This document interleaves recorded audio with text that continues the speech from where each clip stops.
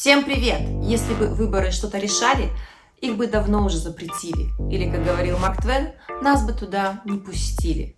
В этом есть доля правды. И сегодня мы разберемся почему. Подписывайтесь на мой канал, поехали!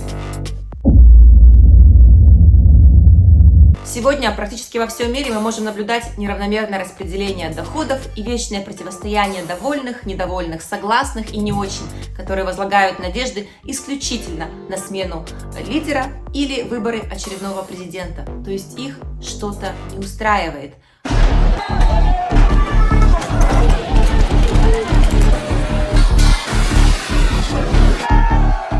Низкий уровень образования, небольшие социальные блага. Они хотят изменений, то есть конфликт всегда неизбежен. Как говорил немецкий социолог Дарендорф, подавленный конфликт есть злокачественная опухоль в общественном организме.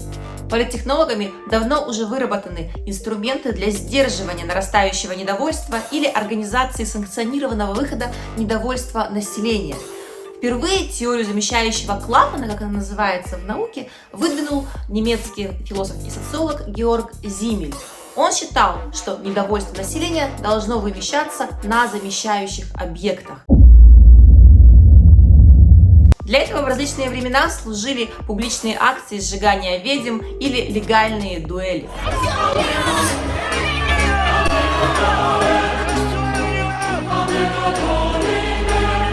Позднее это могли быть анекдоты, шутки, театр.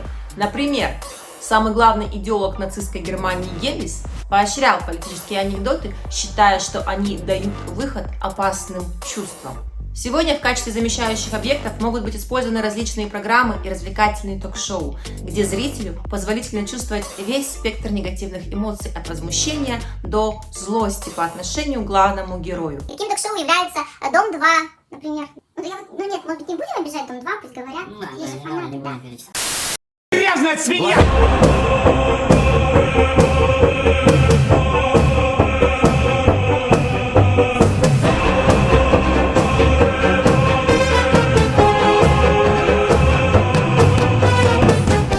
Кроме того, замещающими объектами могут быть любые шутки, мемы, новости о новых нарядах очередной любовницы, олигарха и так далее. Это все является замещающим клапаном, чтобы сместить фокус недовольства населения.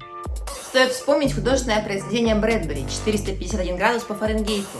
Там описывается абсолютно тоталитарное общество, где с целью затуманивания мыслительного процесса населения по всему периметру квартиры каждой развешаны экраны, на которых транслируются ежечасно интерактивные шоу. Бывают варианты и посложнее, когда шоу моделируется в реальном режиме в виде создания оппозиционных партий, которые могут выйти и на митинги, и поскандалить в публичном пространстве, или в виде якобы оппозиционных блогеров, обличающих неприглядные стороны общественного бытия. В действующей системе координат политические выборы – это всего лишь изменение, смена определенных характеристик. Например, если при абсолютной монархии один король умер и на смену пришел другой король, базис остается прежним. То же самое при авторитарной олигархии. Меняется президент, но не меняется основа государственного управления. Политическое развитие – это всегда эволюция. Масштаб измеряется системными и устойчивыми изменениями в повседневной жизни. Меняется парадигма общественного бытия. Например, французская революция меняет монархию на республику, правда ненадолго. Октябрьская революция устанавливает социализм, хотя после развала Советского Союза править начинает капиталистическое устройство с якобы демократическими институтами. Короче, политическое развитие и изменения – это два разных понятия, которые следует отличать. Хотя у простого обывателя они зачастую смешиваются в смысловую маргариту. Немного примеров. В Украине после победы в выборах товарища Голобородько президентом стал господин Зеленский, по вкусу напоминающий Рошен. Для основной массы населения, которые считали его то ли комиком, то ли мессией, ничего не изменилось. Особо предприимчивые обыватели, не достигнув желаемого, сделали вид, что желали достигнутого. Bullshit. Казахстан срывает конспирологические теории о престолонаследии после смены бессменного лидера. Старый добрый жанр «Выдержит ли Боливар двоих?». А так-то говорить больше не о ком. Швейцарские потуги оппозиции только тормозят интернет и забивают эфир в соцсетях. Bullshit. В Грузии очередной президент в лице мадам Саломе борется с грузинской мечтой, пытаясь обеспечить себе народную любовь. Как говорится, à la guerre comme à la guerre. Bullshit. Бой с тенью Навального в России или возрождение американской пирамиды Трампа являются лишь очередными доказательствами арифметического эффекта о перемене мест слагаемых. Ridiculous bullshit. То есть выборы топ-менеджеров АО «Любое государство» не меняют жизнь рядового труженика.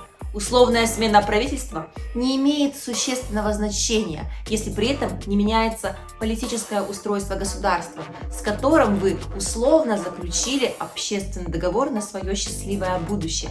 Как говорится, правила устанавливает тот, кто главный. Если вам не нравятся правила, меняйте игру. Есть такое выражение: если не хотите играть в домино, доставайте шахматы. Не меняйте костяшки с деревянных на пластмассовые. Не тратьте время на теории заговоров и очередных оппозиционеров в виде фэсбушных родителей за родину. Читайте книги, задавайте правильные вопросы и подписывайтесь на мой канал. За то, что ты с душой играл, народ тебя короновал, и даже враг твердил порой, скрывая страх, что ты король, что ты король. Виват, король, виват, виват, король. Покоя ты не знал, без пушек, без солдат своей игрой